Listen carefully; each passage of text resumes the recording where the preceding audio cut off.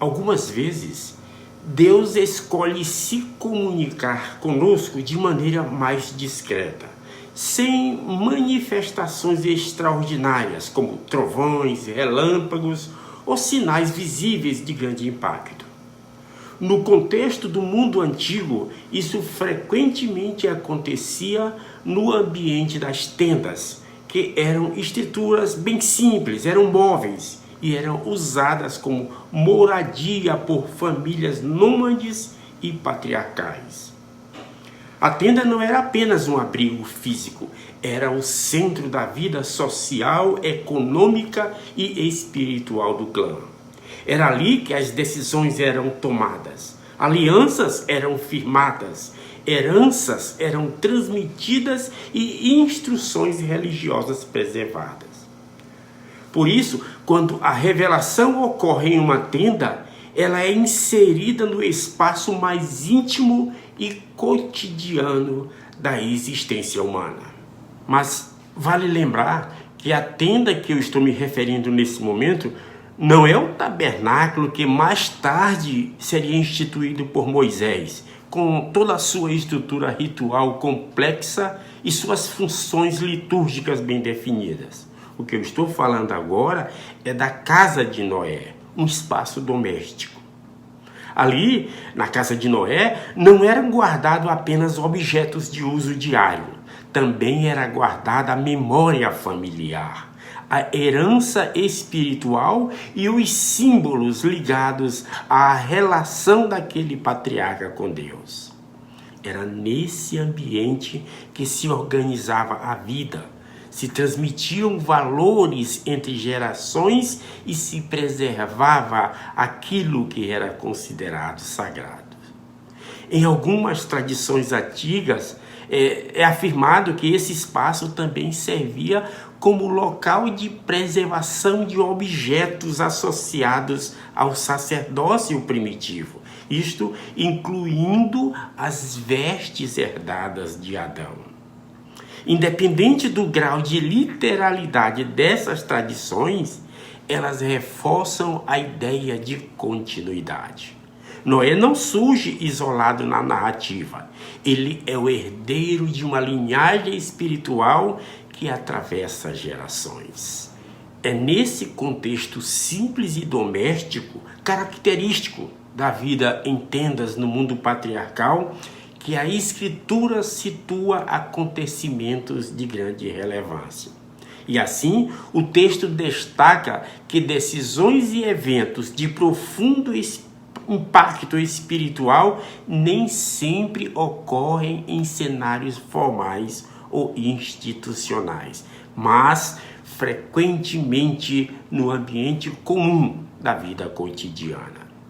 Gênesis 9, 18 a 23 é exatamente esse tipo de cena. Um drama familiar que, à primeira vista, pode parecer insignificante para merecer tanto atenção, mas que, quando lido com olhos espirituais, se mostra como uma janela para vários temas, a saber, sacerdócio, linhagem, fidelidade, honra e as vestimentas que carregam convênios. Esse episódio não é apenas uma nota de rodapé, é uma peça fundamental no mosaico da transmissão do sacerdócio e da preservação da linhagem abraâmica. É nesse espírito que nós vamos mergulhar nesta investigação doutrinária. Mas antes é importante saber que antes dos acontecimentos na tenda, as Escrituras já posicionavam Noé como herdeiro direto da ordem do sacerdócio que remonta até Adão. A Escritura revela que essa ordem é patriarcal e hereditária. Confirmou-se que a ordem desse sacerdócio é para ser transmitida de pai para filho e pertence por direito aos descendentes literais da semente escolhida, a quem foram feitas as promessas. O livro de Abraão ele acrescenta que essa linhagem é zelosamente protegida por Deus. E achando que havia maior felicidade e paz e descanso para mim, busquei as bênçãos dos pais e o direito ao qual eu deveria ser ordenado para ministrá-las, tendo eu mesmo sido seguidor da retidão, desejando também ser possuidor de grande conhecimento e ser maior seguidor da retidão, e possuir maior conhecimento e ser pai de muitas nações, um príncipe da paz, e desejando receber instruções e guardar os mandamentos de Deus, tornei-me um herdeiro legítimo, um sumo sacerdote, portando o direito que pertencia aos pais.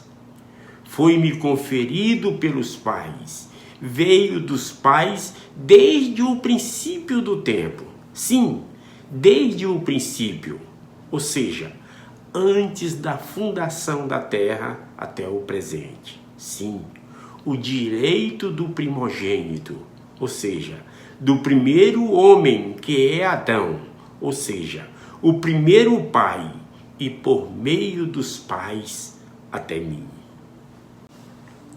Essa afirmação só ganha peso quando a colocamos dentro do fio contínuo do sacerdócio.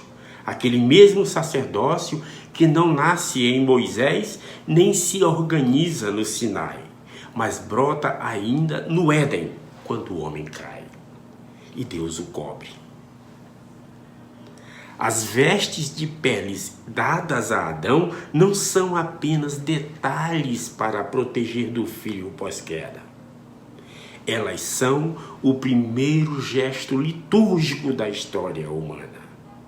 Deus mata, cobre e sela. Há sangue, a substituição, a aliança. O homem nu, exposto, frágil, envergonhado, é revertido por Deus com algo que não produziu.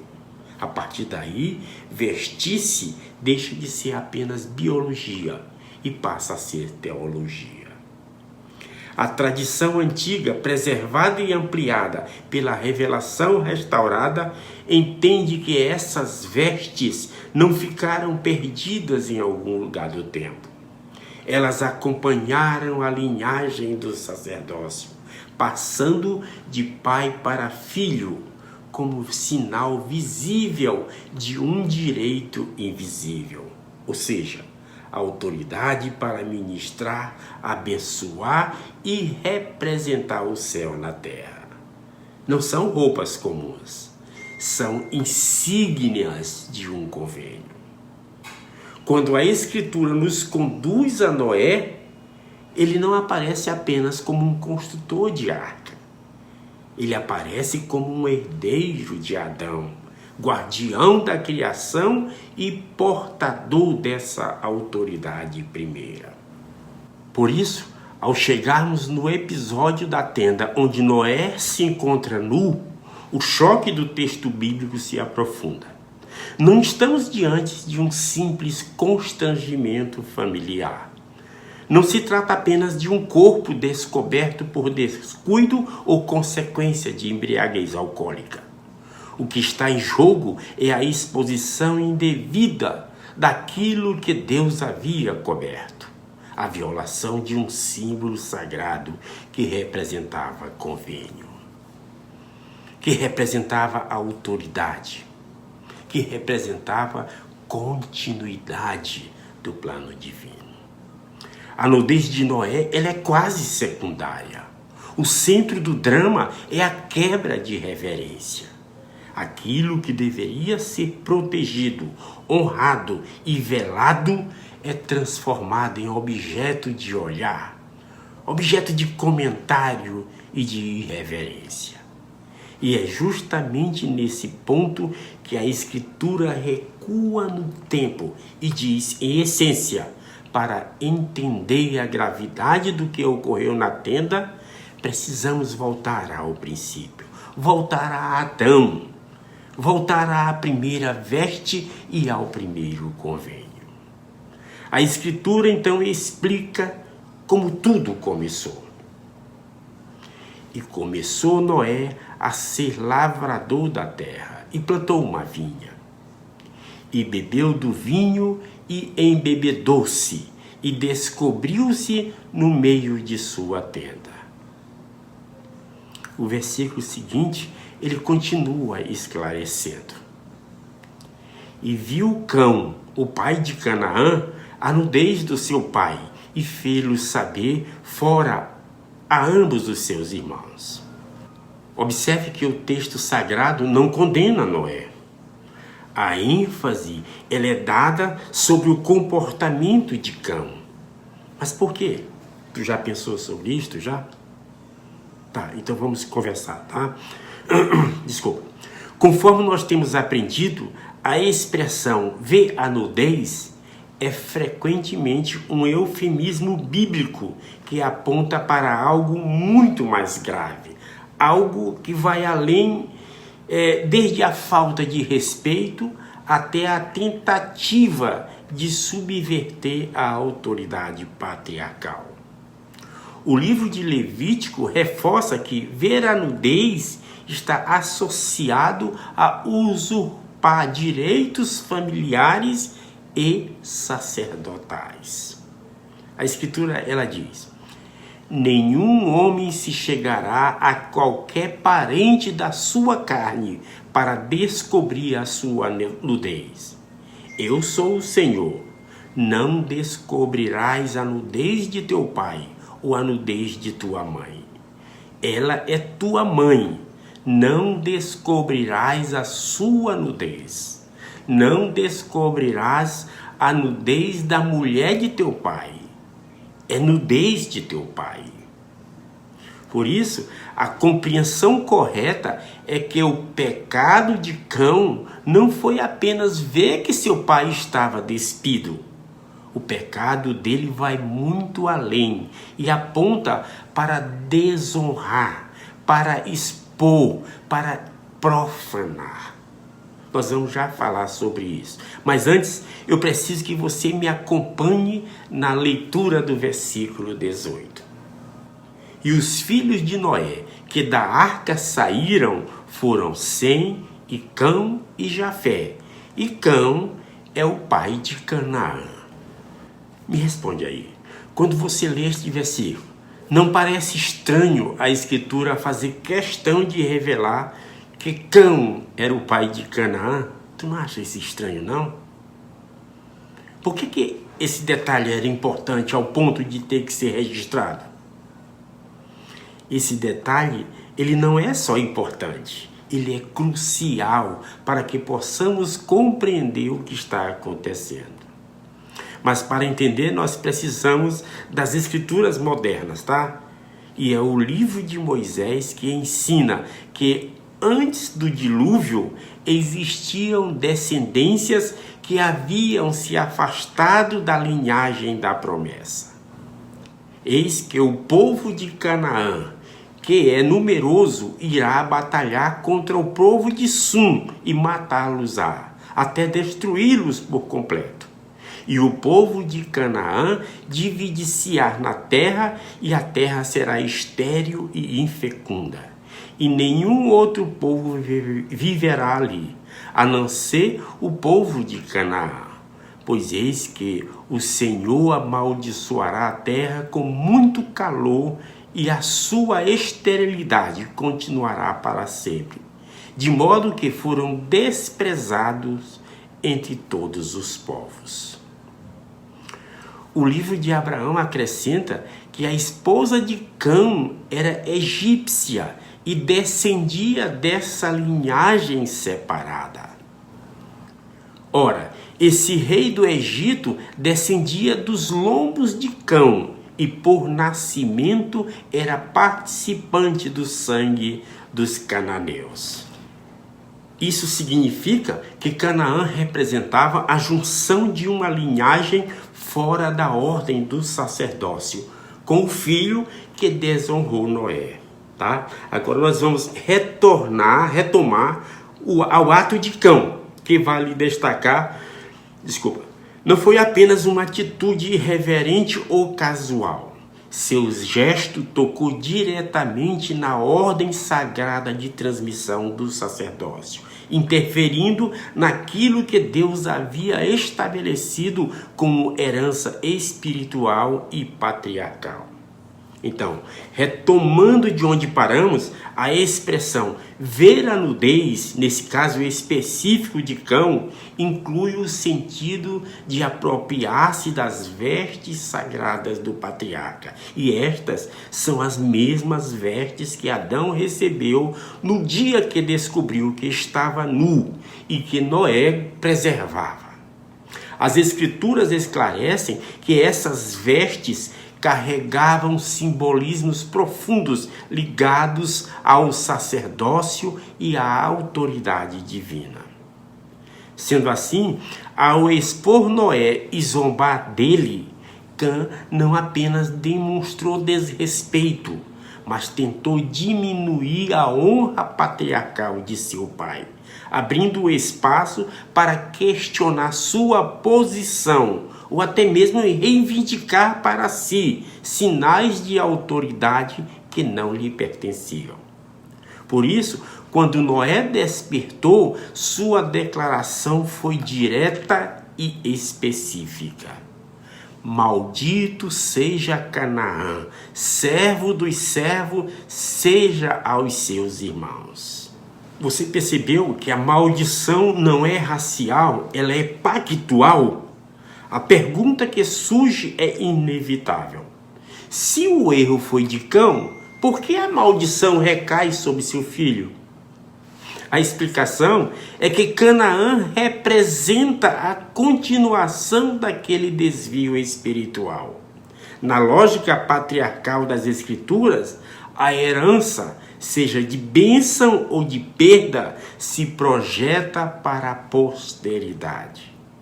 Assim, a linhagem que, por meio de Cão, demonstrou desprezo pela sacralidade do sacerdócio, não poderia reivindicar uma herança que exige honra, fidelidade e respeito aos convênios. Canaã simboliza essa linha que se afastou, e é sobre ela que o texto bíblico marca as consequências espirituais daquele ato. Em contraste à atitude de Cão, seus irmãos entram na tenda com respeito. Então tomaram Sem e Jafé uma capa e puseram-na sobre ambos os seus ombros, e indo virados para trás, cobriram a nudez do seu pai, e os seus rostos estavam virados, de maneira que não viram a nudez do seu pai. A cena é mais do que delicada, é profundamente simbólica.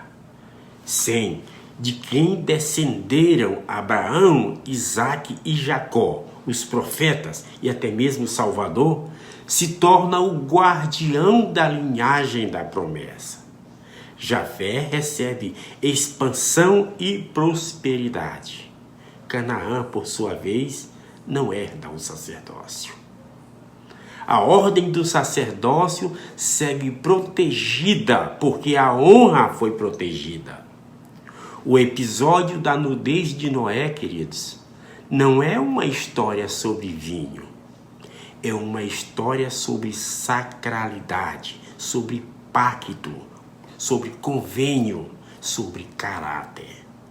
Cão representa a tentação de tratar o sagrado com leviandade.